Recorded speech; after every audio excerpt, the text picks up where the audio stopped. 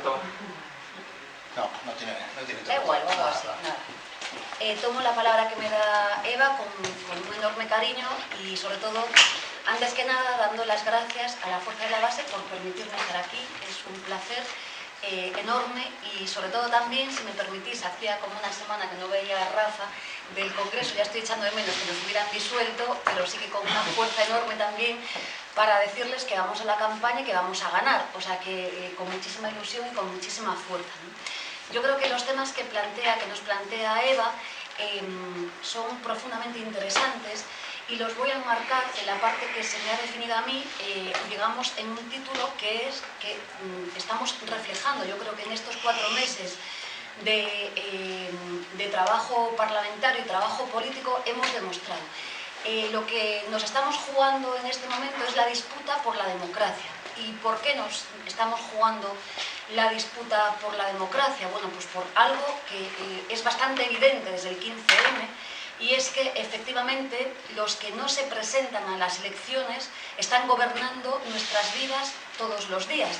Es decir, esto que define muy bien el profesor Fontana como que han dado un golpe de Estado contra nosotros, y lo que él dice que realmente es la banca la que se ha hecho dueña y dirige el proceso de control democrático de nuestro pueblo, de nuestros pueblos en el Estado. No es cosa menor, esta gran afirmación es muy solemne, es muy profunda y tiene unas consecuencias brutales para la mayoría social, para los trabajadores y para las trabajadoras.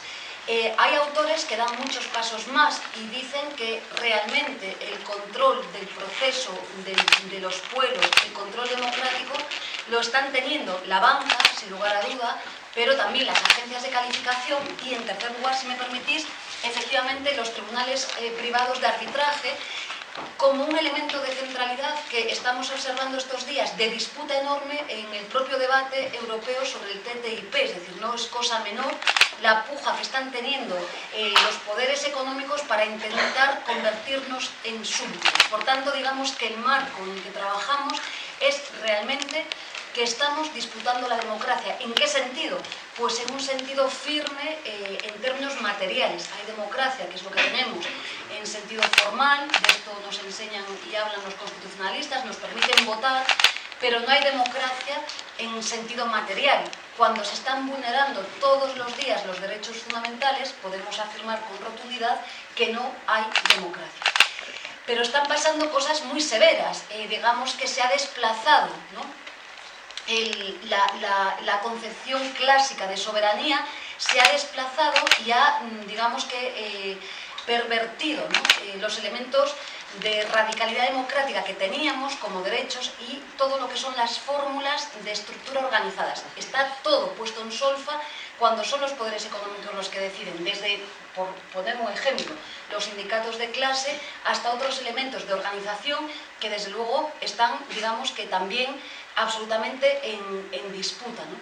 Pero un elemento también de disputa de la democracia en la que obviamente el poder que pierde, por ejemplo, todas las estructuras estatales y la fortaleza de lo público está siendo dirigido de manera absolutamente grosera hacia el poder, por poner una imagen, de las grandes multinacionales. Ellas también dominan nuestras vidas y toman decisiones todos los días. Por tanto, este debate no es menor.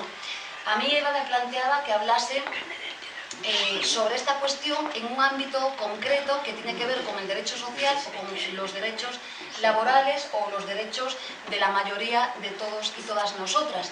Bueno, pues podemos afirmar con rotundidad que en este marco de disputa democrática el régimen sí está operando contra los trabajadores y las trabajadoras, no desde hace 4 años, sino desde hace 30, lo que pasa que la consumación, digamos, se fragua en los últimos 4 años.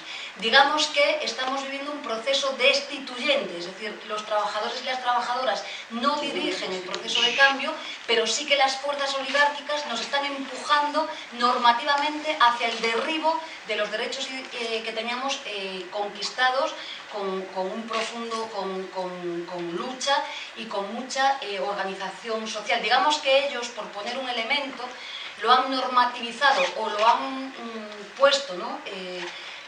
ante nuestra presencia cuando se cambia el artículo 135.3 de la Constitución, pero previamente, insisto, hay un montón de normas que vienen despojando a los trabajadores y las trabajadoras de todo el poder que hasta ahora mismo teníamos. Por poner tres ejes, el primero de ellos y central, lo que se venía definiendo en el derecho laboral como el carácter tuitivo del derecho laboral, esto es, que se entendía que el patrón y el empleado o la empleada no son iguales en la relación laboral y, por tanto, como desiguales, lo que hay que hacer desde lo público es potenciar y favorecer al más débil. Esta relación quebró y en el día de hoy se ha desplazado también el poder de disposición hacia el patrón, hacia los empleadores, cediendo a los trabajadores y trabajadoras del enorme poder que teníamos. En el día de hoy, con las normas en la mano, el empleador dispone sobre todo el objeto de la relación laboral. Esto es, por supuesto, ya os dais idea, en este país no están peleando porque el despido fuera libre, ya fue libre pues, desde siempre, lo que están peleando es porque sea absolutamente gratuito. Pero es que las últimas contrarreformas laborales del Partido Socialista y del Partido Popular lo que han hecho es, la última ya de manera demoledora, es que el patrón dispone sobre todo, sobre nuestros horarios, sobre nuestras jornadas, sobre la movilidad funcional, sobre la movilidad geográfica, sobre absolutamente todo. Queda un abanico muy pequeño de cuestiones sobre las que, digamos, no puede disponer, con la excusa, como decía Eva, absolutamente de la crisis, un factor brutal no solo de desprotección, sino de absoluta debilidad para todos y todas nosotras. El segundo elemento es la derrota absolutamente de una cuestión de democratización de las relaciones laborales fundamental, como es acabar con la negociación colectiva, cosa que han hecho. Es decir, yo pongo un ejemplo, a los sindicatos de clase les podemos criticar y debemos criticarles muchas cosas, pero es cierto que de los pocos ejemplos que tenemos de participación directa son en las elecciones en nuestras empresas grandes o pequeñas, sobre todo en las más grandes, de elección directa de los representantes de los trabajadores y de las trabajadoras. Son los trabajadores y trabajadoras quienes eligen directamente a sus representantes, a pesar de que hay una ofensiva brutal ideológica contra los propios sindicatos. Nuestra fuerza fue puesta en cuestión normativamente y eso nos derrota, nos pone a los pies de los caballos de una brutalidad en la que nos quieren colocar realmente no en el siglo XIX, sino antes del nacimiento del Estado moderno, tesis que, por ejemplo, defiende el profesor Boaventura de Sousa Santos, es decir, convertirnos automáticamente en siervos. Hay un tercer elemento de la ofensiva oligárquica contra los trabajadores, también arropando, ¿no?, el imaginario de la crisis, que es la desprotección social. Hay hoy en día en nuestro Estado 3,6 millones de trabajadores y trabajadoras que no tienen seguro de desempleo. Esto es una brutalidad, esto es una indecencia. Es una indecencia. Las últimas reformas, contrarreformas de la prestación de desempleo, de la seguridad social, son brutales contra todos y todas nosotros. Fueron los desempleados y las desempleadas los que pagaron el rescate a la banca, a razón de 10.000 millones de euros anuales, exactamente 41.300 en esta legislatura, que fue exactamente el rescate a la banca. Es una absoluta indecencia. Y tenemos también dos elementos más de contrarreforma que, digamos, que acaban con el derecho laboral como lo habíamos concebido, que son, por una parte, la reforma de las mutuas, cosa no menor, y por otra parte la contrarreforma de la inspección de trabajo. La última reforma de las mutuas, y yo siento mucho que esta legislatura se hubiera agotado porque hemos trabajado en todos estos temas, hemos presentado un montón de iniciativas en estos 4 meses desde el trabajo confluyente que hacemos en el grupo de Podemos, en Común Podem y Marea, y yo creo que tenemos que sentirnos orgullosos, pero es cierto que no nos dio tiempo a presentar nada sobre las mutuas, y realmente lo que se ha hecho también con las mutuas profesionales es privatizar una parte sustancial. Ahí las mutuas son los bancos, es exactamente lo mismo.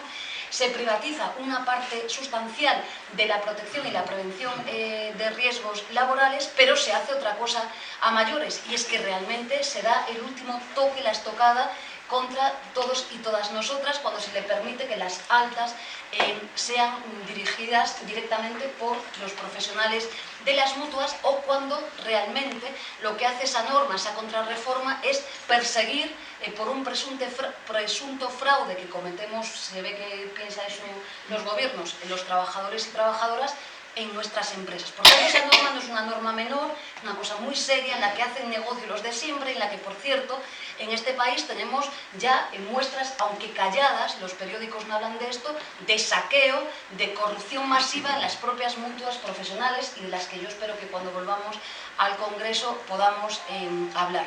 Y, por supuesto, la inspección de trabajo, ¿no?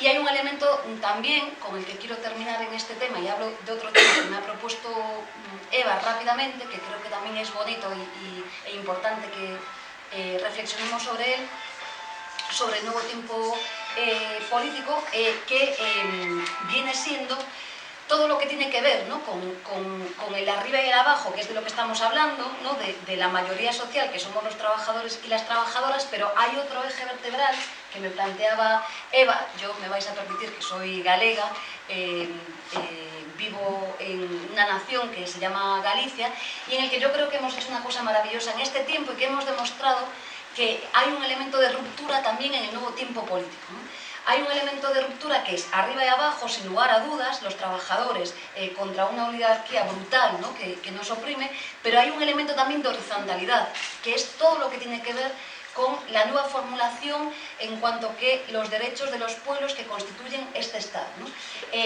Digamos que el nuevo tiempo político, y lo hemos vivido, a mí me ha tocado una parte que la verdad me ha satisfecho profundamente. El nuevo tiempo político, digamos que hay arriba y abajo, pero hay una horizontalidad que define muy bien Cataluña, y es que hay un enfrentamiento, es que yo no sé para qué tengo esas notas, que no atiendo, hay un enfrentamiento entre Cataluña y España, ¿no? Y ahí hay un elemento de ruptura, es decir, lo que se juega en Cataluña no es solo una cuestión sobre la independencia o no independencia, sino que mucha gente en Cataluña está obteniendo este debate como un elemento de ruptura contra un régimen brutal, ¿no? El nuevo tiempo político tiene que ser, como hemos hecho cosas en el grupo confederal, yo creo que tiene que ser plurinacional, el país de países, es decir, tenemos que volver a entendernos y entender desde una cultura, no de la patria, de la que yo no vengo, mi cultura no viene de la patria, viene de la fratria y de la fraternidad, pero entendiendo que hay naciones y pueblos distintos, también el pueblo andaluz, que tiene un imaginario, una identidad potentísima en nuestro Estado, y que tenemos que ser fraternos. Hay un segundo elemento que tenemos que aprender, que somos plurilingües, y que eso es estupendo, que nos podamos dirigir y hablar en distintas lenguas, y que, como decíamos en nuestros programas, ¿no?, que en la formación, en las escuelas, podamos estudiar de manera formal, no solo inglés, francés, alemán, italiano, lo que sea, sino también galego, euskera, catalán y lo que sea, como decían nuestros programas. Y, en tercer lugar, tenemos un debate muy hermoso al que tenemos que darle salida.